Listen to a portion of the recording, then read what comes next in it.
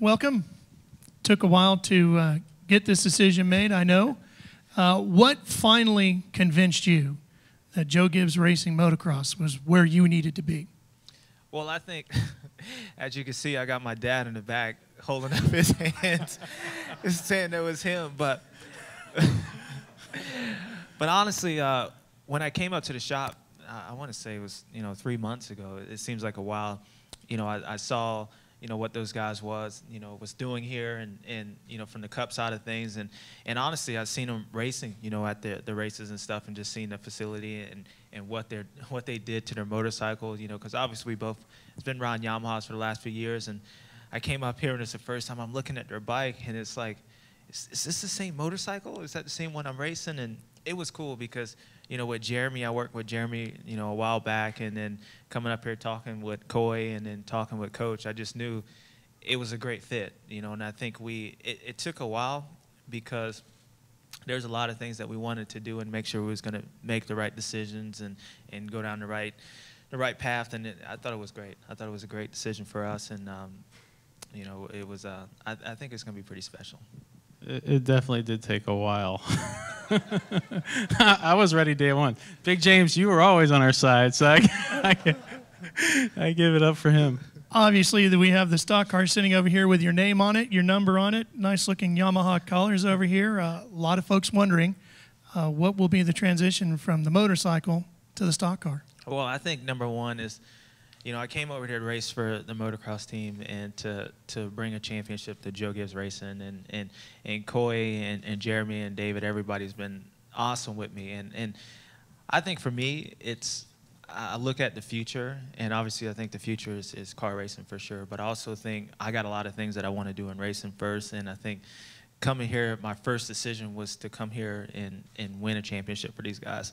I felt like that's what I was brought here and stuff like that. And I think for sure the car racing, I definitely going to get my feet wet in that. I actually going to go do a little bit in actually a couple weeks to go drive around. But for sure, I think the main focus next year is to win the 2012 championship for Joe Gibbs Racing. Coy, the good news is you got James Stewart. Bad news is you no longer have any excuses. No, championships are now expected. No, how much I pressure agree. is that? Our thing is we know he wins championships, so it's our turn as a team to step up and support him and help that happen. I'm excited about it. I think any form of pressure on that side, that's easy. Getting him signed and going through all that pressure, that was not easy. That's a difficult deal. But now we're here, and I think we're ready to step up and show everybody that, hey, we've got a first-class team that can help him win championships. One more, James, before I turn it over to the media out here. Coach Gibbs is extremely well known for being a very good recruiter and has some very unique ways of getting that task done. When he wants somebody, he has a lot of ways of letting you know he wants you to be a part of his team. Yeah. Every driver here has a story of how he recruited them. What's the best one you have for us? I think I got a bunch of them. I think one calling me anytime after 11 p.m. That's one. He would call me every night, and if I missed the phone call, he would call me back and say he's going to call me back. and we would talk, and we would just talk, and he's like, hey, James, I want you. I want you. And it was good, and it was, he flew, I remember one night he called me, and he said, hey, what you doing tomorrow? And I was like, I think I'm going to go ride. And he's like, all right, I'll be down there in the morning. So he shows up. He shows up at the house, and I'm out there practicing, and my dad was out there, and he's sitting there, and he's walking around the house, and he's like, hey, James, I want you, right? I really want you. He flies back up to North Carolina, calls you that night. He said, hey, I had a great time. I want you. I really want you. And it was the best part, and this is the part I love about Coach, is that, number one, he's a great guy, and he's an honest guy, but he will never call you from the same number twice. and I don't like, he calls you from cell phones all the time, but they're not his cell phones. So if you call somebody back, you might get one up in Virginia or something like that. And I think the best part, I've never seen somebody never call you off his own number, and then second, he won't even email you. He'll have it from the behalf of Joe Gibbs, and it'll have somebody else writing it for you. So it was just comedy, and you know, I think right there, I knew right there, this is a program I needed to be a part, because I'm gonna get a lot of laughs from this whole deal. All right, let's turn it out to some of our friends from the media here who might have a question as well. Anybody? Yeah, Jason Weigand. This is one of the first major motocross teams not based in Southern California. Almost all teams in motocross are.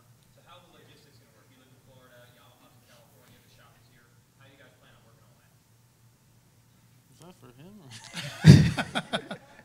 I was going to let James handle that one, but I guess no. It's always been we've obviously had a relationship with Yamaha for a long time, and the good thing about a motorcycle, a lot of that can fly.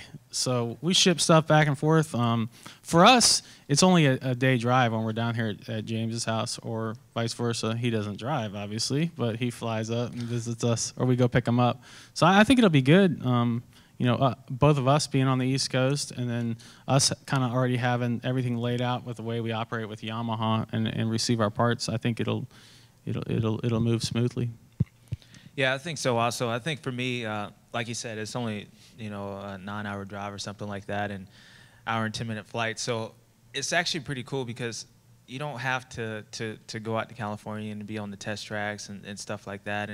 And I love the East Coast, you know, and obviously this facility is just, you know, we do a lot of work here, you know, and that's the cool part. We don't necessarily need to go out to California and do stuff. And with the help of Yamaha and things like that, I think it's going to be beneficial for everybody. But we're both East Coast. You know, I thought the flight would be pretty easy. The only problem is that from, I would say probably Friday, I think it's supposed to get below 50s. I will not be up here until at least probably April. So it's not going to, I don't like cold weather. I don't like getting up early. So, you know, we have to get used to it. Anybody else? Yes, Don Maida.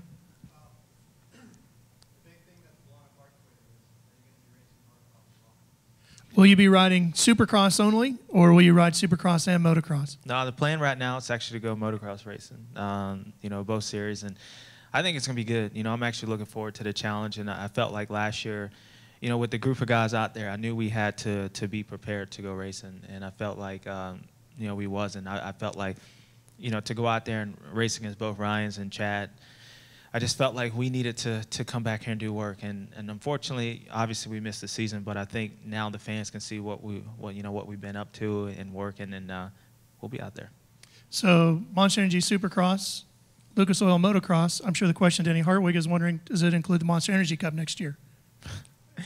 Is planning on racing everything next year. I think what Ryan Villapoto did this year was, you know, I think it also sets the standards for racing. I remember, I think in 2005, Ricky did the same thing. So it's one of the things that I've never accomplished, you know, winning everything in one season. And, you know, I think 2012, that's the goal. Anybody else out there? Jason Weigand. What's the big difference between this Yamaha and the one you're riding last year? Is there a big difference? I think the biggest difference is, you know, you got a group of guys who works together, and I think, you know, the difference is, you know, plastic colors and, you know, different suspensions. But I think when it comes down to, and, you know, you have a relationship with the guys for, you know, 3 years, I think, you know, you have up and downs. And I think the biggest thing for me was I just wanted to come here and race. You know, I wanted to be on a team that I was only focused about going racing, and I felt like, you know, with the last team I was on, there was, you know, we did that, and we actually won championships, won a lot of races, but there was always something that was, you know, was other things.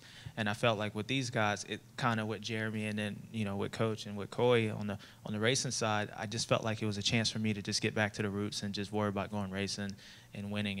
And knowing Jeremy for a while and trusting him from when we worked at Kawasaki, I just felt like it was a great relationship and an easy transition for me. So being with Yamaha, you know, that was one thing that was that helped out a lot, because, you know, he wasn't really changing brands of motorcycles. There was more teams, so it wasn't so many different things. But I think it's going to be good. You know, I think we're all excited, and you know, I have the honor of being part of something great here. And, you know, I'm looking forward to taking my chances and making it happen for these guys.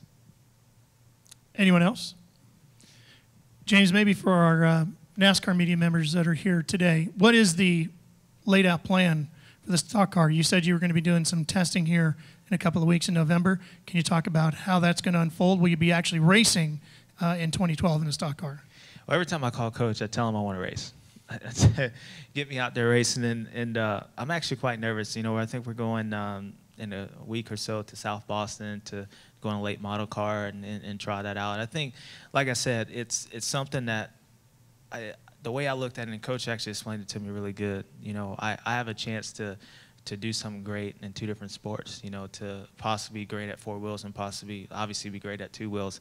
And like I said, the #1 goal is to bring Koei a championship, bring these guys here on the racing side, the motocross side, a championship. And I think after that, I think we can start going over and then, you know, really dipping our feet into it. But, you know, go out there after, you know, doing the truck series in you know, Chicago, when I flipped it the first lap, I was done. I was this ain't for me.